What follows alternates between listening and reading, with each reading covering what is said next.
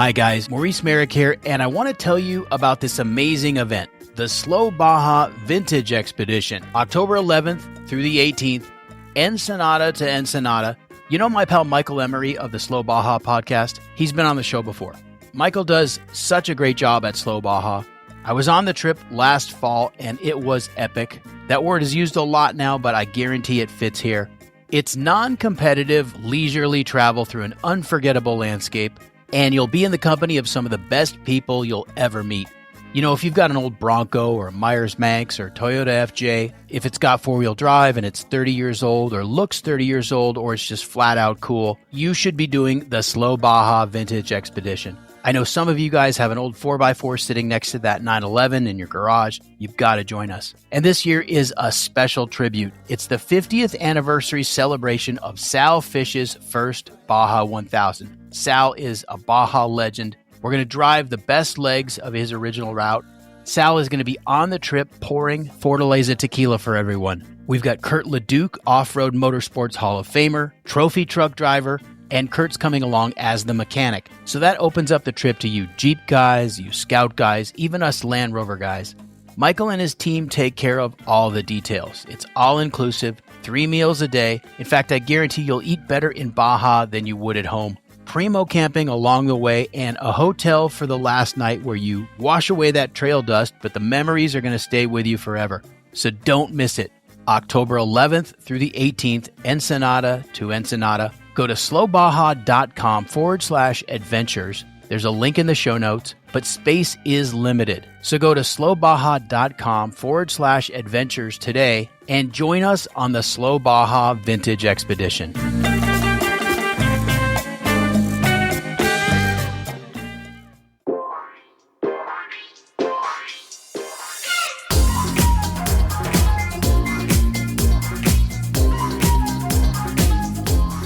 This is Horsepower Heritage.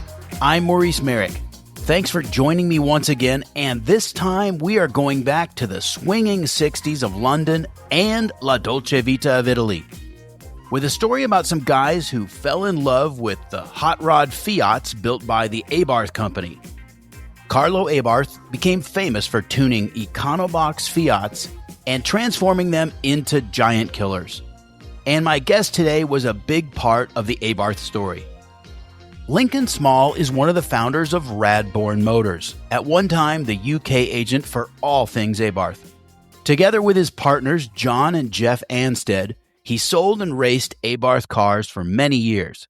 And now Lincoln has written a wonderful book entitled Abarth, Radbourne Racing and Me, a memoir of iconic cars and racing adventures.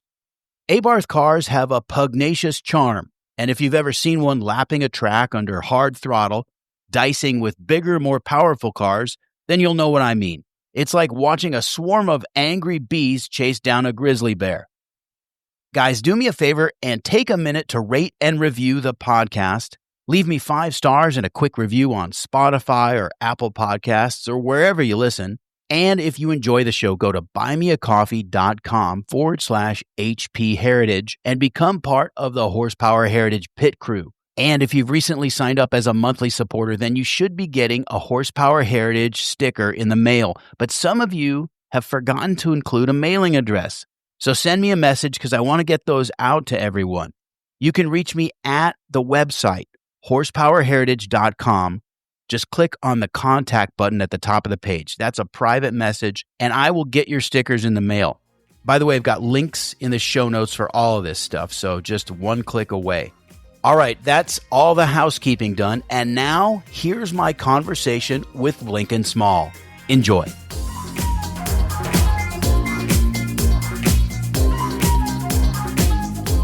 Lincoln, if you were American, we would call you a hot rodder, I think.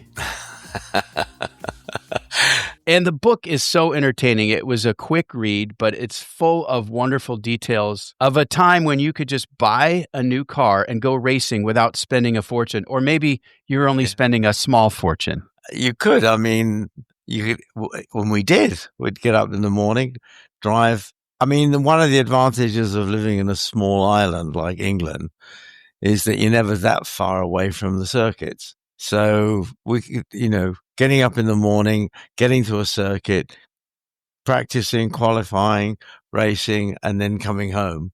It's all done between the hours of 7 in the morning and 7 in the evening. Yeah. And the British are as car crazy a culture as you'll find, I think. Maybe that's not so true today, but it certainly was at one time. Yes, I agree with you.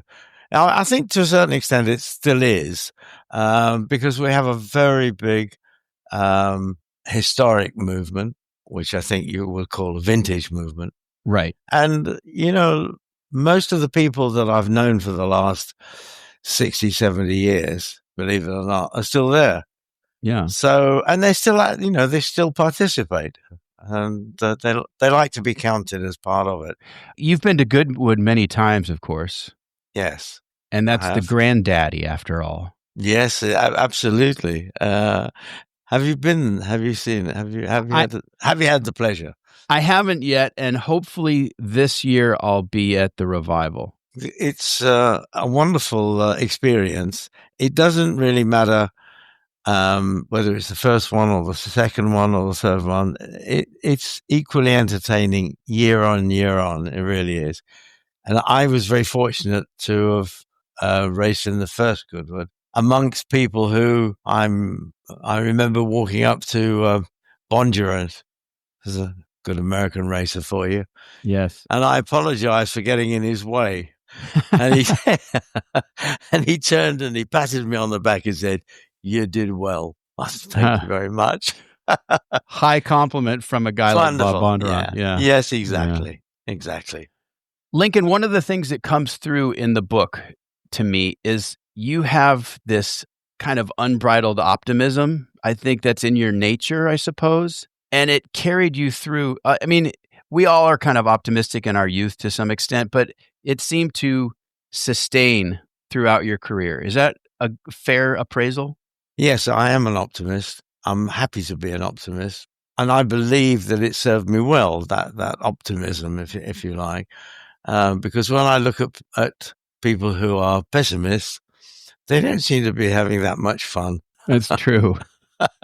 Well, and after all, if you're in a business venture or you're going racing, or, you know, you really have to believe in what you're doing. You definitely do, because that's the only way you're going to get anybody else to believe in it. Yeah. If you don't, they won't.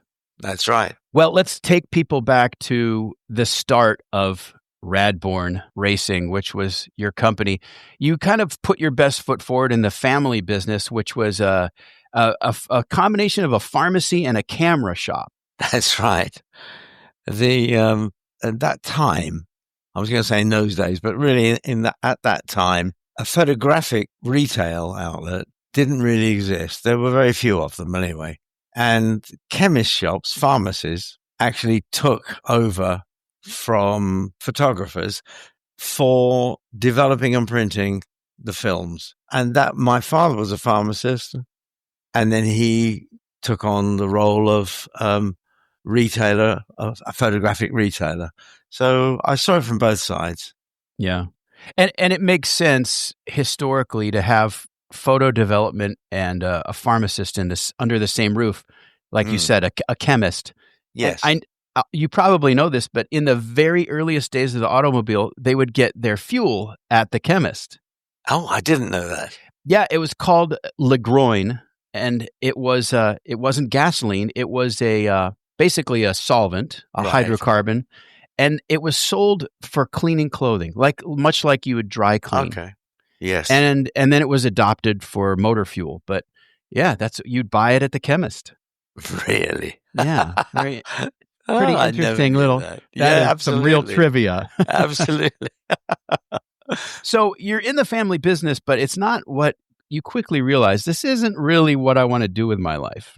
No, that's true. It wasn't. I mean, the problem was that I was already hooked on cars. And so although I was working in the retail shops, the camera shop, I still had a couple of car racing magazines in there. And when things were quiet, I'd just slip out the back and read about the cars and the car racing. So it moved on from there, obviously, but it started at a very young age. At the time, who were the racing drivers that you kind of most admired? People like Graham Hill, I suppose. Yes, I mean Jim Clark, Graham Hill, Sterling Moss, etc.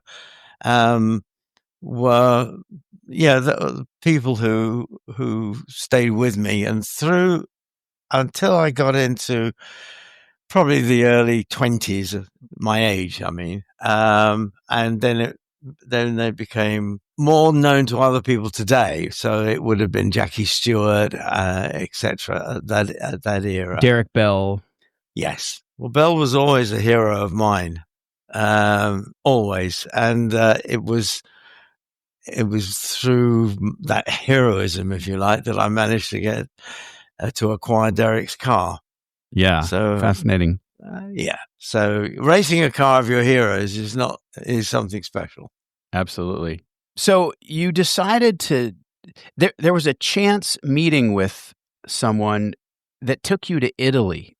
Well, you're right about it. There were one or two people, but there was one person who helped me. I wanted to go to Italy, and I thought I'm going to take a year off, and there was a university in Italy for foreigners. They accepted me, and one of the customers in the photographic shop, his son had also been to Italy the year before, and he was able to put me on the right road, and also of where to live, because the son was living in Perugia.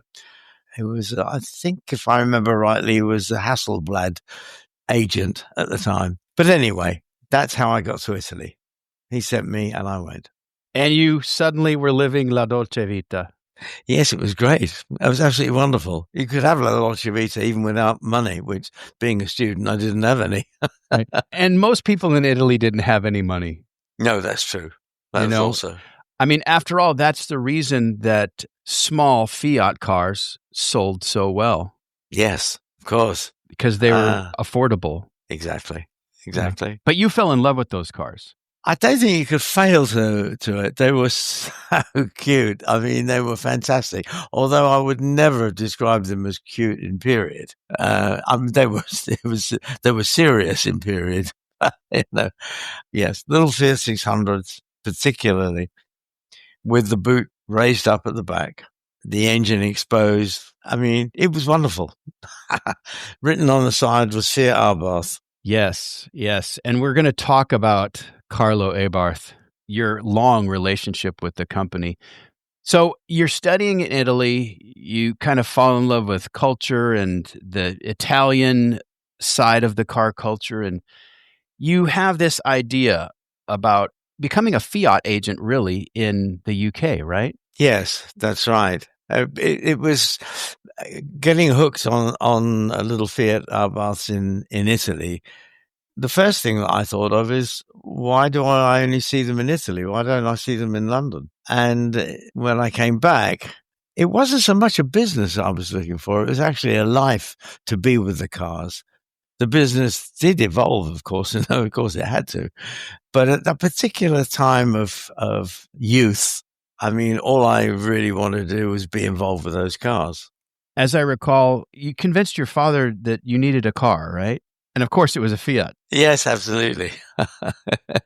And I did. In the course of this, you met a couple of brothers who became really integral to your future business. They were your partners, after all. Yes, that's absolutely right. I used to get on the train every morning to go to work to the photographic shop, and I could drive to central London, and I could park in central London and get on a train in central London. There's three things you can't do now. And and when I came back one day, there was a little note that had been put on the windscreen, which said, "We tune Fiats." And it gave the names John and Geoff Anstead. There were two engineers, and they, in the back garden of their mother's house, they had a shed. And the shed was about big enough for one car, and that's where they worked. And we started talking. One thing led to another, and we got on so well, we thought, why don't we take this further? They were already race preparing Fiat 600s, one at a time because they had to get in the garage. And they had the expertise, the engineering expertise. And I was able to go and sell. Let's put it that way. I was going to say it wasn't the finance because there wasn't much finance, but we felt we could sell and find other people who would be interested in driving something that wasn't a Mini Cooper. Right. Which was ubiquitous at the time, right? Absolutely. Yeah. Absolutely. And really the Fiat 600 is the direct competitor. Yes. 500 and 600. Yes, very much so. The 500, of course, was that much smaller. The 600, a little bit bigger, but it made a lot of difference. Just that little bit. That's right. And of course, it was the obvious answer as to why somebody would want it? Well, the first reason you'd want it is because it's different. Yes. It really wasn't too difficult to persuade people that that's what they should be driving.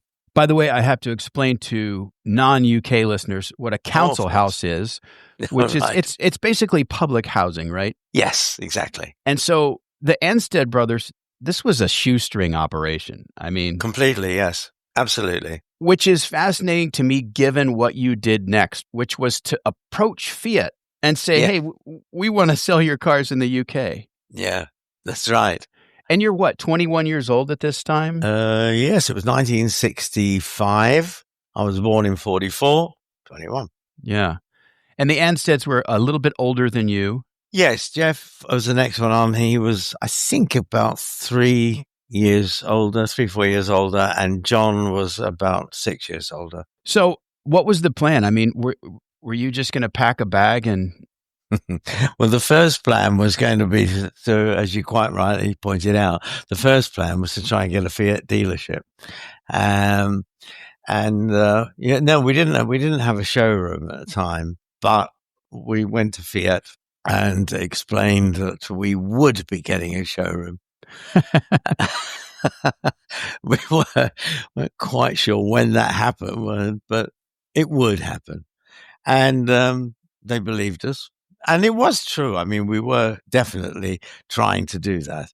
And it wasn't long, actually, shortly afterwards, that we moved to a large-ish workshop. And this was a very nice situation because it was in the car park of a pub. So, Perfect. It was exactly. So it was, and we moved in there. The three of us moved into this place, equipped it, and all of a sudden we could breathe, and we had some space and some air to do that. It didn't last long because it didn't have a showroom, but 12 months down the line, it did. We moved to a proper showroom in central London, glass doors on the front, and that's where we stayed for many years. Why do you suppose Fiat took you seriously? It's a good question, and the answer was a simple one.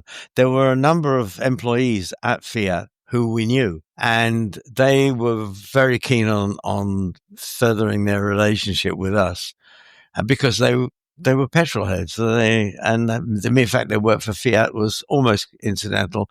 However, they did, of course, develop a great fondness for the Abarth versions of them. Let's put it that way, particularly because they could have fun with them. Right, and so they helped persuaded the Fiat hierarchy that they should listen to us. And it certainly didn't hurt that you spoke Italian. No, that was very useful. Let's talk about Abarth, because that's really where your heart was. These tuned Fiats.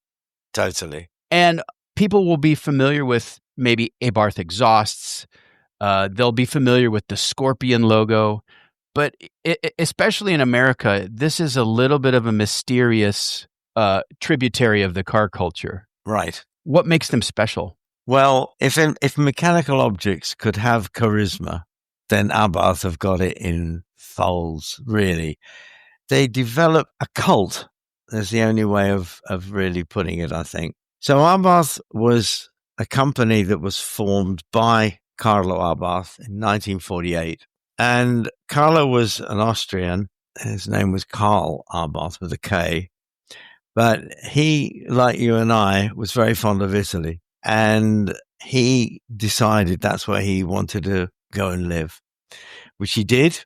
But he was an engineer. He was also a racing driver, and he learned from Porsche, actually, how to make rear engine cars work.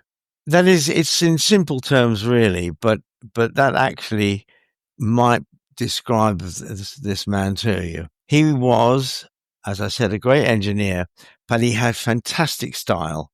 And one of the things, Abarth produced hundreds of cars, thousands, not hundreds. But the most amazing thing is if you look at a wall chart of Abarth cars, you won't find a single ugly one there. They are, they're all gorgeous. And he had great style. I can only tell you, he employed all the greatest designers, engineers that he could get. Marvelous, fantastic people. And he built these cars and raced these cars and was world champion year on, year on. Yeah, tens of thousands of victories in Abarth cars over the decades. Yes, exactly. You talk in the book about how impressed you were with their factory. It's a beautiful modern factory, single story, just outside Turin, just outside Torino. Not at all what I expected. Yeah, it was bustling with activity. Yes. Many cars coming off the line. Car parks full of finished product. Yes, that's right. And next to it was the exhaust factory. So there's two of them. And you're quite right. I mean, particularly with the exhaust, it was an amazing source of revenue for Abarth. Because everybody that came into contact with him said, how could he afford to possibly produce all these different cars that he did? I mean, so many different ones, and the income came from the exhaust business, and until he managed to do a deal with Fiat, and then he got a big income from Fiat as well. And he got paid per race victory or per podium finish. Yes. Per race victory, not per podium. The podium was hopeless. It was, we would find ourselves, as most racing drivers do, off the podium. And if you were off the podium in Abarth's eyes, it was no good to him. And the reason was because he did a deal with Fiat, that Fiat would pay him money for every Fiat Abarth that wins a race. So it worked for hill climbs as well, but not just circuit racing. But if you finished anywhere other than first, you didn't get anything because he didn't get anything. Right. So that's simple math. Absolutely. So he would go and if you look at the areas where his cars raced, so many circuits were places you've never heard of. You'd end up entering a couple of works cars into some small little race somewhere in the back of beyond in Macedonia or somewhere. Only then to find that, of course, the two works cars would romp it. They'd come home. He would go back over to Fiat, says, another 2 victories here. Can I have the money, please? And that's how it works. Lincoln, describe for people what it was like to drive, let's say, an Abarth 750. He takes the base car and he tunes it. So larger displacement, different carburetors. Mm-hmm. He goes through the entire engine to enhance performance, adds Absolutely. the exhaust.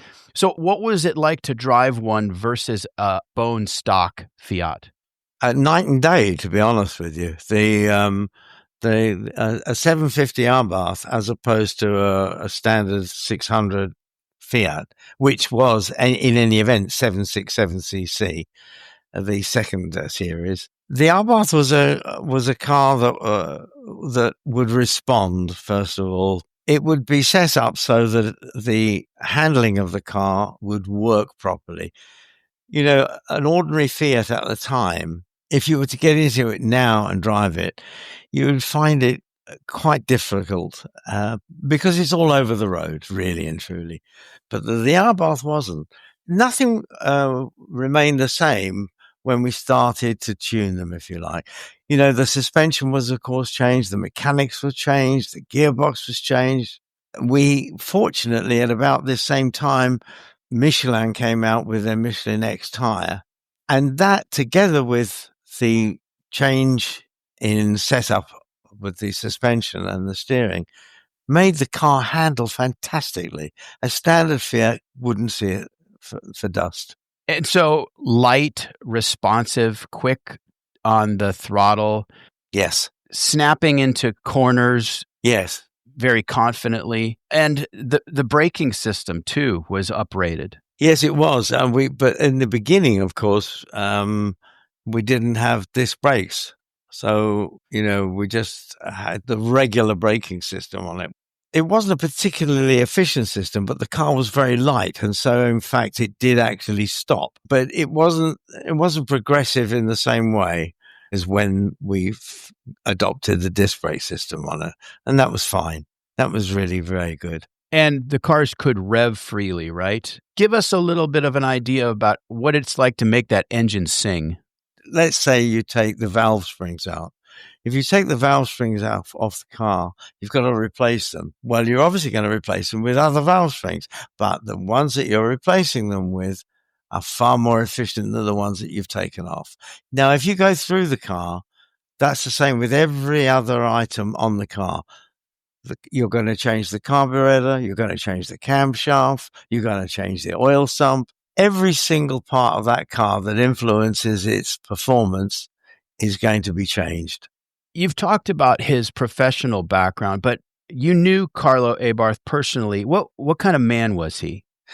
He was a rather difficult man, actually. He was somebody who you revered, that's definite. But you didn't really know at the beginning. You had to learn how to treat him.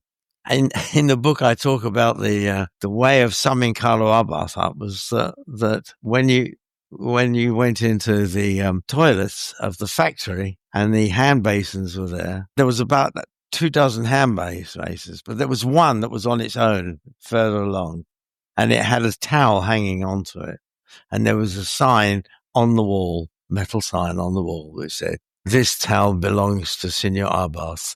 Please don't touch." I suppose it would be easy to forget that he's Austrian after all. Yes. So a little bit of a different countenance, a little bit of a different approach to things. Absolutely. Yes. That's very true. And it was very obvious when you were with him. I mean, when you went to see him, you would sit in a waiting room. You could sit there for three hours waiting to be seen. And when you did go in to have an audience with him, when you did, there was none of this, "I'm terribly sorry to keep you waiting." It was, "Sit." Sit. He was definitely Germanic. And I don't mean that nastily, but he wasn't. He certainly was not a nasty person at all, but he just liked to do things correctly. He was a serious man. Yes, absolutely. Yeah. But luckily, you convinced him to give you the concession for the UK. Yes. That came about because the previous importer was Anthony Crook, a fine racing driver and a good businessman. But he also was a person who wanted everybody to respect him. So in other words, we had another Carlo Abarth in Anthony Crook, possibly a little bit softer in temperament, but he made a peculiar decision. Abarth was only interested in motor racing, just like Enzo Ferrari. Yes. And unless you were racing for him, so to speak, he wasn't really that interested in you. And Anthony Crook wasn't really interested in selling racing cars. He was interested in selling cars generally. And I think he had a Mercedes dealership as well at the same time. But he refused to actually enter a racing car. And Abarth kept saying to him, "All I want you to do, Mr. Crook, is to race a car. Put a decent racing driver in it and race it." And Anthony Crook said, no, I can't be bothered with that. I said, I'll sell a few cars for you. So the two really were on opposing levels. And Abarth said to me, what will you do? And we said, well, look, we would love to. We've got our own experience. We've been racing Abarths now for a while. Wasn't that long, of course, but I just said to him, look, what we need is a proper racing car. And he said, well, if I gave you 1,000 Berliner Corsa, what will you do with it? And I said, well, the first thing we would do with it is change it from Group 2 to Group 5 specification. And that would give us the extra power, but it would put us in a different category of racing. Larger displacement. Correct. 1,000cc for a start. And he said, okay. I mean, I'm simplifying it. It wasn't quite okay. But we did have to use our powers of persuasion at the time. But he loaned us 1,000cc Berliner Corsa, and we went racing with it. And all of a sudden, there was a car out there that could race and beat the Mini Coopers. There was no shortage of Mini Coopers on the circuits, of course. I mean, no, absolutely, thousands of them. Yeah, and so you guys were the underdogs. Yes, completely. Very much the underdog. And many people, you said, why are you bothering? And we said, well, look, can't you see the pleasure we can get out of this? And they said, yes. Well, I said, well, that's why we're bothering. So, there's that optimism, right? Yes, of course. So by 1966, 1967, Radbourne Racing is really kind of fully fledged. You're selling a lot of cars. You've got Abarth's endorsement. By the way, we should mention why you called it Radbourne Racing. I mean, after all, your name is small. Your partners were the Ansteads. So where did this name come from? The two Ansteads, John and Geoff, their father had a small garage in a road in West London called Radbourne Street. It's as simple as that. So we just named it from there, Radbourne Racing. Yeah, I mean, it has, I love that alliteration. And also the ambition of calling yourselves a racing concern where, yes. You know, it's aspirational, let's say. That's right. Absolutely. We did, of course, have Radbourne Motors, which was another company under the wing. But Radbourne Racing as such, we felt had a good ring to it. Absolutely. Lincoln, what were some of your favorite models over the years? I mean, in the book, you go into great detail on just about every car, really. Well, there were three types of cars that were being sold at the time. I'm only referring to the Fiat Abarth cars. And of course the Abarth Simcas as well at the same time. But the difference really was that we start with a small Fiat 500s and 600s, both in road and racing form. Then you had small GT cars, 850 and 1000cc cars. And then you had 1300 and 1600 and 2 litres. Now, all of those cars were built in different versions. So we had saloons, which I think you call sedans, and we had GT cars, and we had sports cars, and they were coach built as well. So Zagato built a number of them originally, and then it moved on. Abarth actually did make a badge which said Carrozzeria Abarth, which is Abarth coach built, and that badge is on the side of the cars. It's a little bit cheeky because actually he didn't quite coach build them, but they were coach built by someone else. And that's what they were. Incidentally, did you ever sell any double bubbles through the... Yes, but only as used cars because they predated. Them yes, they were in the 50s. Marvelous little car. Yeah, fabulous. Absolutely. Yeah. And of course, the double bubble was to make room for helmets. But it became a Zagato trademark, really. That's right. It still is today. There's a new Zagato just launched in Switzerland. I think it was this week I saw on television. And that had the double bubble in the roof. I love traveling in Europe, and maybe you do too.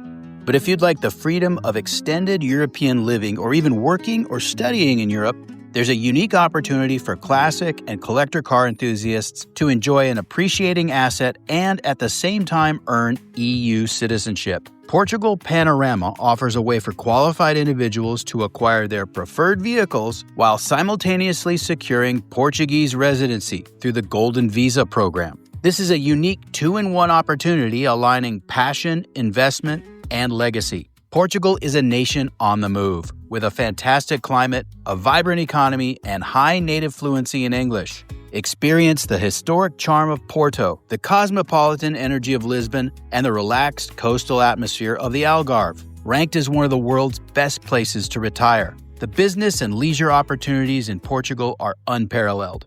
Portugal Panorama's Aquila Wheels Fund allows collectors to add to their garage while enhancing their family's optionality tenfold. Their concierge service handles the acquisition and storage of your chosen collector car, while your investment helps you earn Portuguese citizenship and an EU passport, giving you freedom of travel throughout 29 member nations. Benefits extend to immediate family members as well. Visit PortugalPanorama.com to learn more. Remember, investment involves risk, and past performance is not indicative of future results. But you can learn more at PortugalPanorama.com.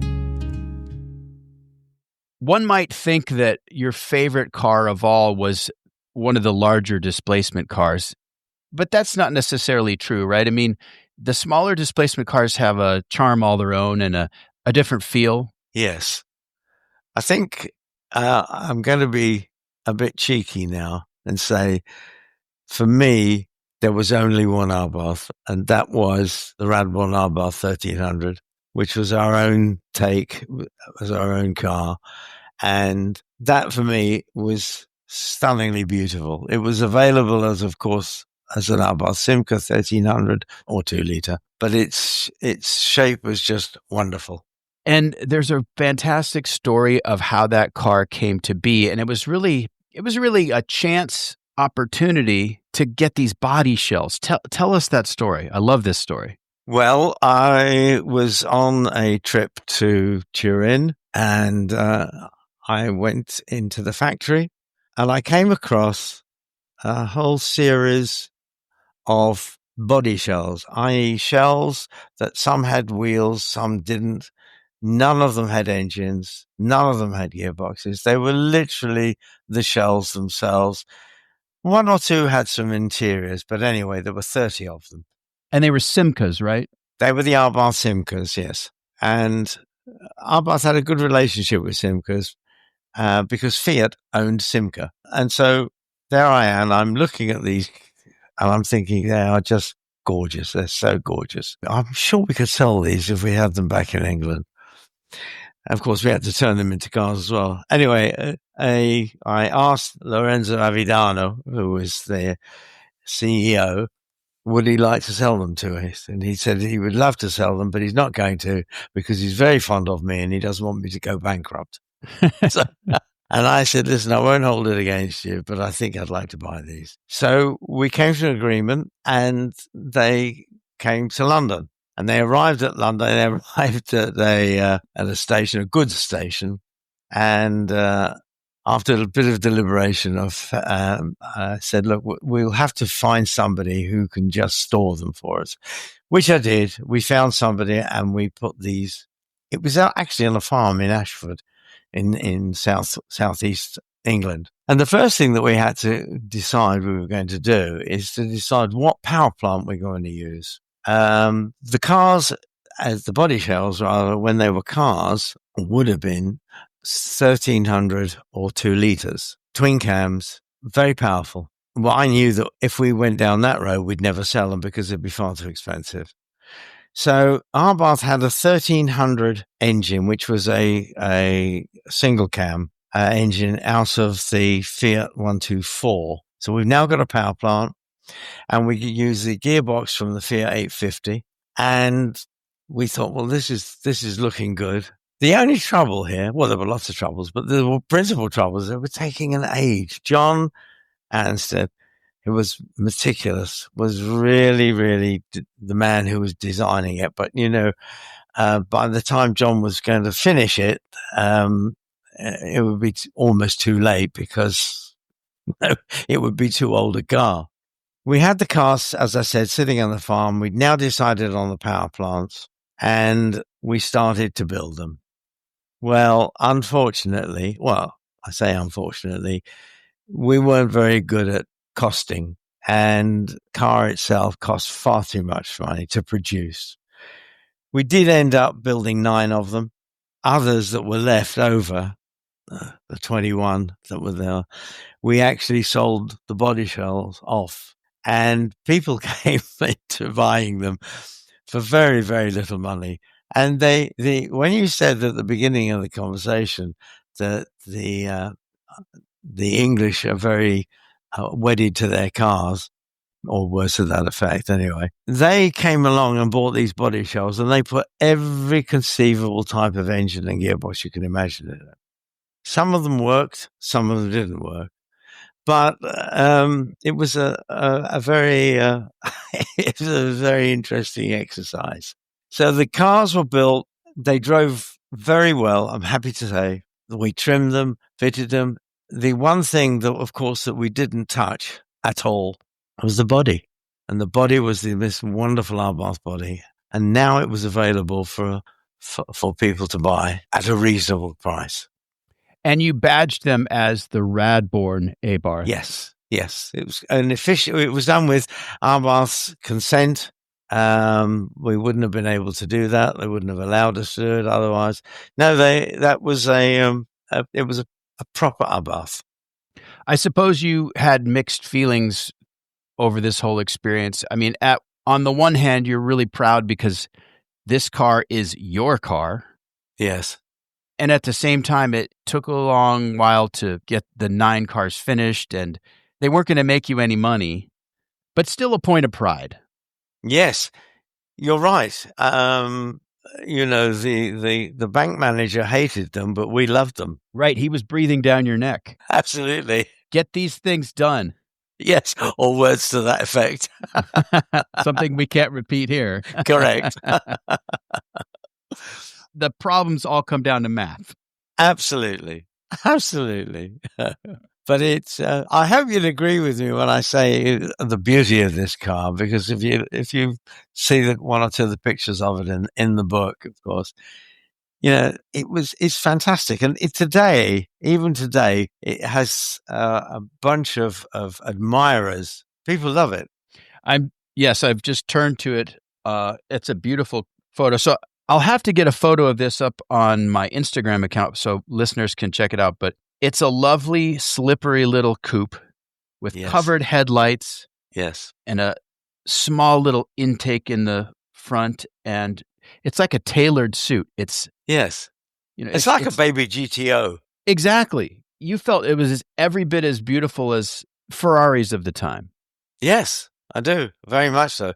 And also bear in mind when you look at it, you realize the brilliance of the stylist here, because it's much easier to play with a big car than it is a small car. You've got a small area and you've got to make this small area look beautiful. It's much easier with a big car than a small car, but they do it with that. And that, of course, that evolved from the double bubble. Although Simca was a French manufacturer, the parent company was Fiat and the carrozzeria was Italian. So it doesn't look French. No, it doesn't look French because the only French bit of it was the name. Right. The Simca part of it, yes, there were suspension parts of it that were Simca 1000 used on it, but that was all. And the reason why it was called an Abarth Simca was purely because Simca, helped finance the whole project. Lincoln, I want to backtrack just for a minute because I think I missed a little bit of context for listeners. You offered kits and parts, but more often than not, your customers would have you install them. And I think that's important because it goes to your skill, not just a seller, but as a constructor of sorts, if you like. That's right. This is purely to avoid the tax.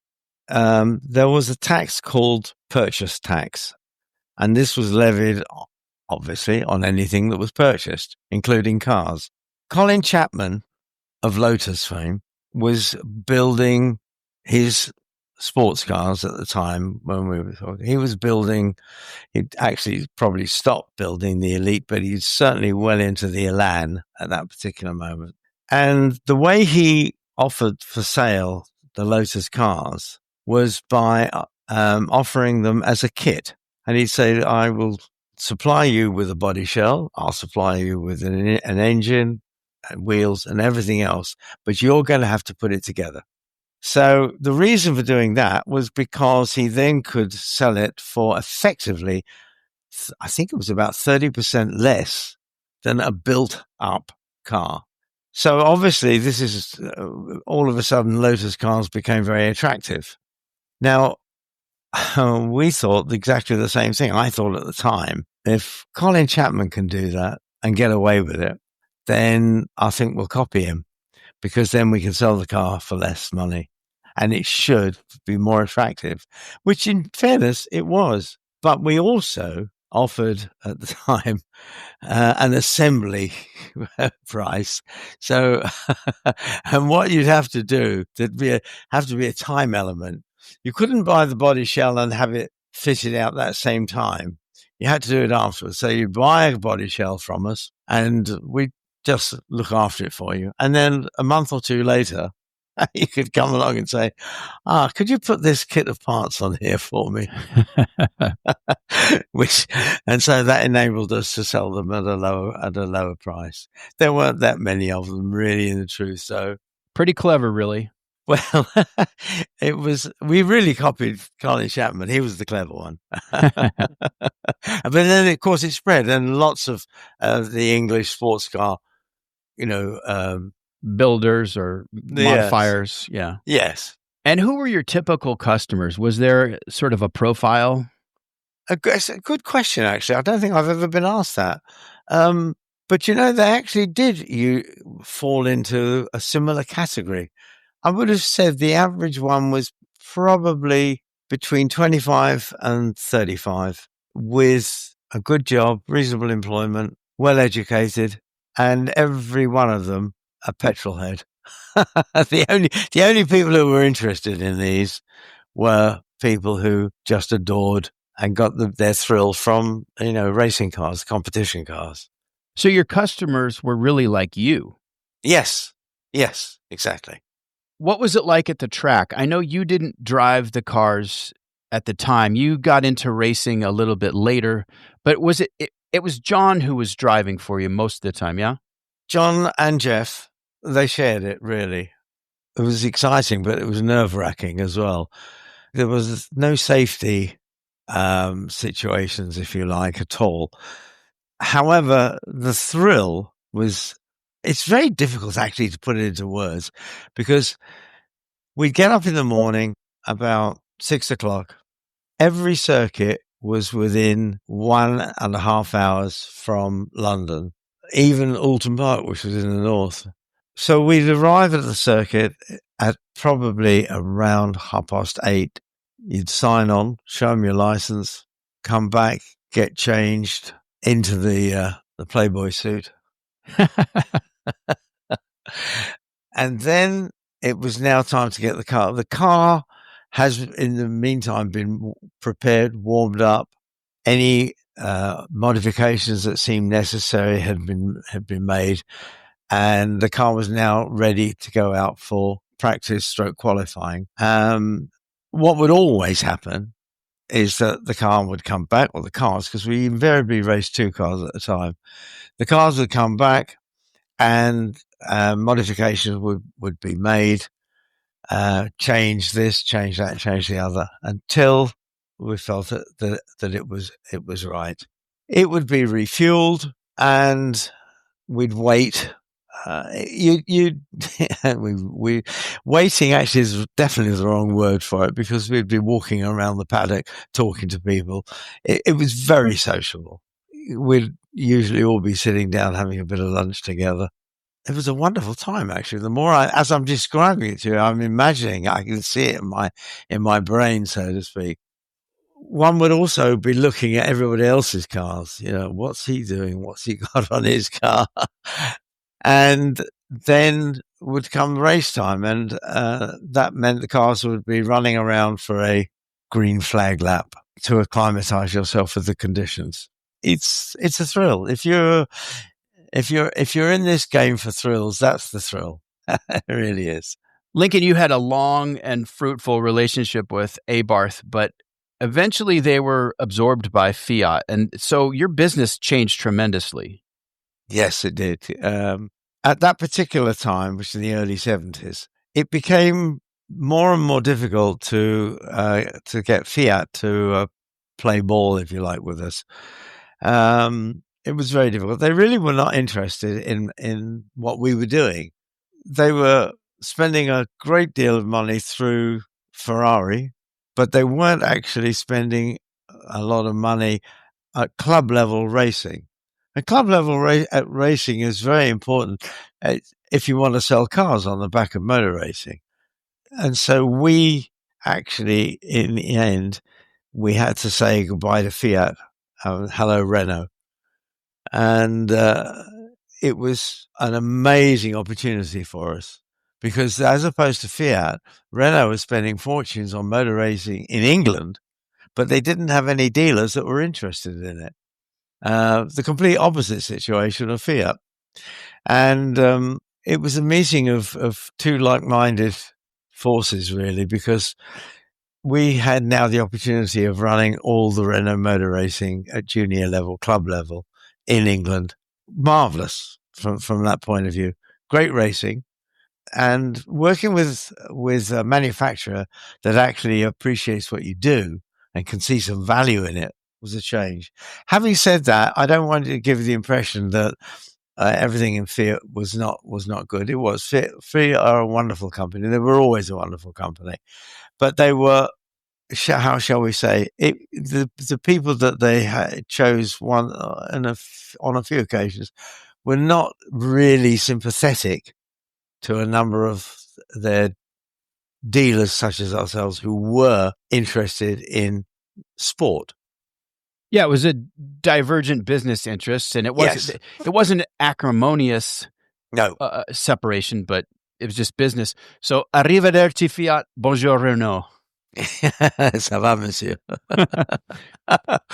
What's interesting to me about this phase of your career is that, Renault was this is the beginning of the turbo era. Mm. And Renault were very serious about forced induction. Yes, they were, and they did it well. I mean, it was very, very good. The Renault 5 Series that came out with turbocharged cars, it was a new ball game. It really, really was. Actually, it was screwdriver engineering. I mean, you could just wind up the turbo and go much faster. You made a great point in the book about how far they would take the boost. I think 2.5 bar, something like that. Now, in America, we got the Renault 5 as something called the Le Car. Oh, yes. And it was Renault's sort of half-hearted attempt to, and I think they were working with Chrysler Corporation at the time. Okay. And I think they were using Chrysler's dealer network to sell their cars. So the Renault Le Car was just an econo box. There was nothing special about it. This was after the 1973 oil crisis, and everything had been detuned, and the Japanese were making massive inroads in the American market. And so Renault saw an opportunity to sell an affordable economy car here. And it really became a joke. Oh, really? Yeah, it was not a good seller. People were not familiar with French cars. It just seemed weird to people. So it didn't last. And the French have always had difficulty in the US market. Citroën, Peugeot, Renault, they've all tried, and it's just never worked out. Right. For long term. Yeah. But in Europe, the Renault 5 was everywhere. It was a very popular seller. Yep. And in a great tradition, just like Carlo Abarth, Renault had a factory effort of taking the Renault 5 and making it a boy racer, which was the Turbo 1 and Turbo 2. That's right. So you They were were selling. fantastic. Yeah, tell me about that car. They're a terrific car. Probably, well, it was certainly one of the most fun cars I've ever experienced. To have this wide body Renault 5, which it was, with a mid-mounted, rear stroke mid-mounted engine in it. I mean, it was fantastic fun. A wild, it was a really wild car. And of course, it was developed at Alpine, the factory.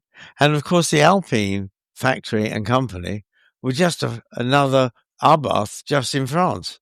It was like walking into Abarth and talking French. And it was only 1400 cc, the Turbo 1. Yeah, that's right.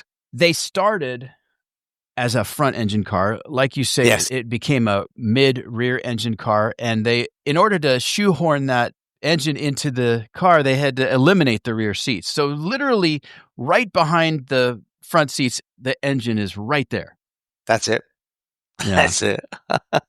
And they're like roarty and raw and exhaust popping, turbo spooling. Absolutely. They're amazing cars. They really are. It's only been in the last few years that we've been able to get them in the United States. Really? Well, once they were 25 years old, they could be imported. Oh, I see. So we never had them here until recently. And it's always been this kind of object of mystery and, a bit of a unicorn. Right. Did you ever get the Alpines, the A110s?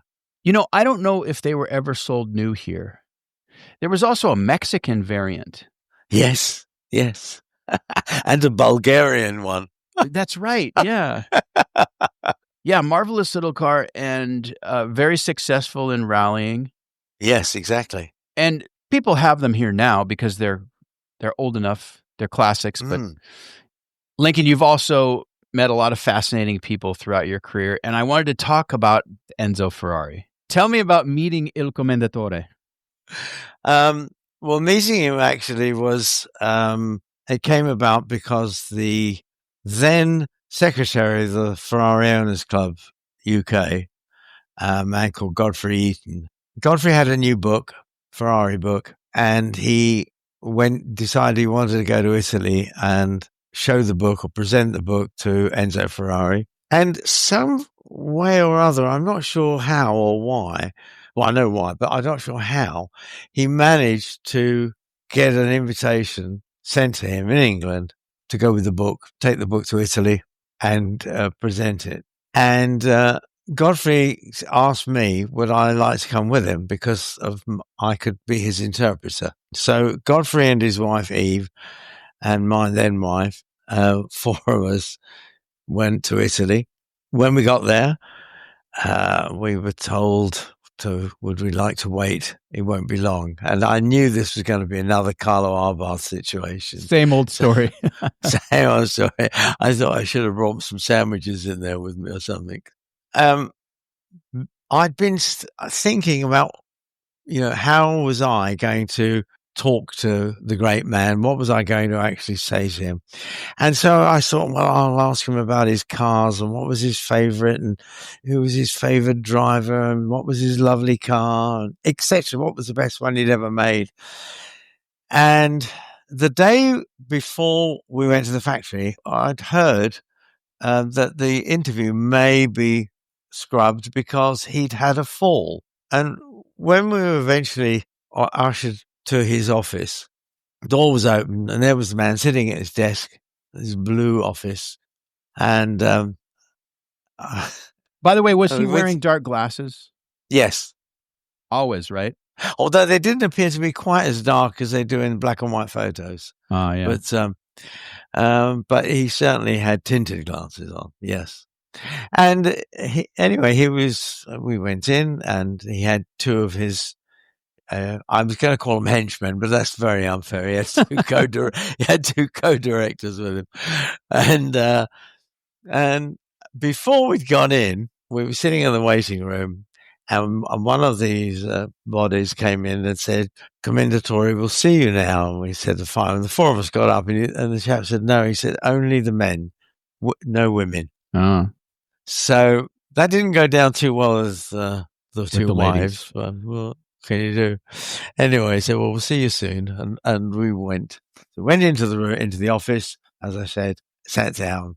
And he started off saying, thanked us for coming to see him, etc. And I don't know why, I just said to him at the time, it's very nice of you to see us because without wishing to be personal, I believe you may have had a fall recently and that perhaps you were not feeling up to it. And he said, "I did have a fall, yes." So, and he said, "But I'm feeling okay, and it's all right." He said, "But it was at the top of the stairs, and I fell down onto the landing, and it was actually." I said, "But that must have been very painful." And he said, "It was very painful, and it still is." And this is how our conversation went, and I never got to ask him a single question about cars, drivers, or anything. He was so pleased, it appeared to me, he was so pleased to actually not have to ask questions which had been asked to him so many times. Which is your racing driver, your preferred track, etc., etc. We just didn't talk calls. And he got up, it was time to leave, and he was smiling away. And he said, "Thank you very much indeed." And we presented Godfrey's book to him then, and he said, "Thank you." And he went over to his bookcase. He took 2 copies of Pilotica Gente, which was his, and he signed it in the famous purple ink and gave it to me. Pilotica Gente, Gentlemen Drivers. Yeah. His own book. His own book. And I'm sure you still have that on the shelf. You may be right. Everything runs its course, and Radbourne did as well. How did everything come to its conclusion? Well, I think we decided when we took on Renault, John and Geoff were not 100% behind the change. They believed still that Fiat were going to come out with a range of cars which were going to be able to be used. So that was one thing that was going on. Abarth themselves, of course, had, I won't say faded away, and they hadn't closed, but they changed direction. And they were a wholly owned subsidiary now of Fiat. They didn't actually produce items of sale. So there were no cars, there were no conversion kits.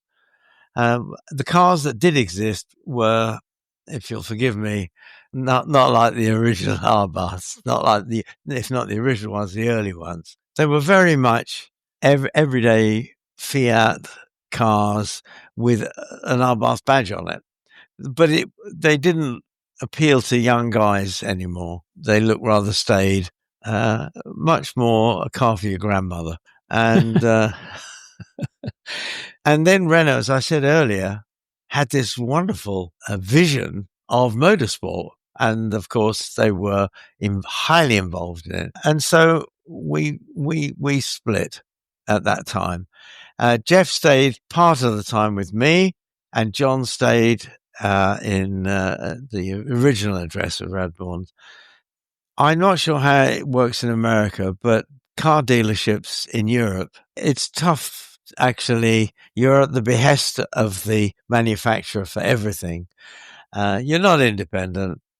And I frankly got fed up. I didn't get fed up with cars, not at all. I certainly didn't get fed up with motor racing or anything, but I did get fed up with actually selling cars to people who were not really interested in them in the first place. I had one girl, I always remember saying she wanted a black Nissan, whatever it was, Could she have it by the end of the week?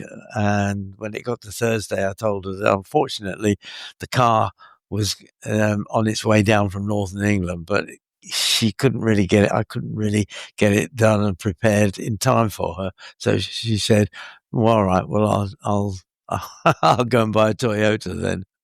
And that rather showed me there and then that actually selling cars is like selling a sack of potatoes. It's not, it doesn't enthuse you anymore. I was going to say, Lincoln, you were in the enviable position. Probably every car dealer would love to be in this position where you're catering to enthusiasts. They understand the product in a way that they're willing to wait, as opposed to just basic transportation. But you're right. Absolutely. The pleasure. I used to get up in the morning and look forward to going to work every single morning. My customers were lovely, all of them, even those that were not. And to change from that scenario to one of total corporate structure with not a great deal of emotion put into it, it didn't appeal to me. But you're not retired. Nope, I'm not retired. You still got your hand in business. What are you doing these days? Well, I've been involved in commercial real estate now for some years. Good. That's a good line of work. Some of the most prolific car collectors I know are in real estate, development. Too. Yeah. Yes. How many cars do you think survive out of all that you sold? I got to believe the survival rate is pretty high given how special they are and how they were being raced for many, many years. You know, they didn't get cast aside. Right. I would say to you that every single racing car of the GT type, Gran Turismo type, every single one would still be in existence today, because there weren't that many of them. And do they ever come out of the woodwork? Does your phone ever ring and someone says, "I found a car that it's in this dusty shed"? And yes, it does. In fact, it came about only 2 weeks ago, funnily enough. Really? And they can be found still. There was one of the magazines, I've forgotten which one it was. It may have been Classic and Sports Car. I can't remember exactly which one it was.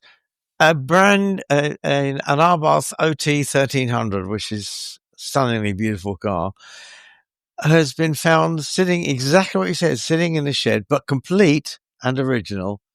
And it had been there for 40 years. Wow. and it's right. So people do find them. They do phone me. Yes. Yeah, that's got to be really make your day when that happens. Absolutely. Absolutely. Lincoln Small, the book is Abarth, Radbourne Racing and Me. It's published by White Fox in the UK, but I'll have a link in the show notes for you to get your own copy. And Lincoln, thank you so much for coming on the show. I really enjoyed it. And I've enjoyed it too. Thank you so much. Really do. Maurice, I want to meet you one day, please. Let's do it. Lovely. That's all for this episode of Horsepower Heritage. I'm off to Monterey Car Week in just days, and I've got some great stuff coming from that trip, both interviews and some new videos on the YouTube channel. So subscribe over there if you haven't already. And also look for a bonus episode of the podcast next Friday, August 15th. So until next time, I'm Maurice Merrick. Thanks for listening.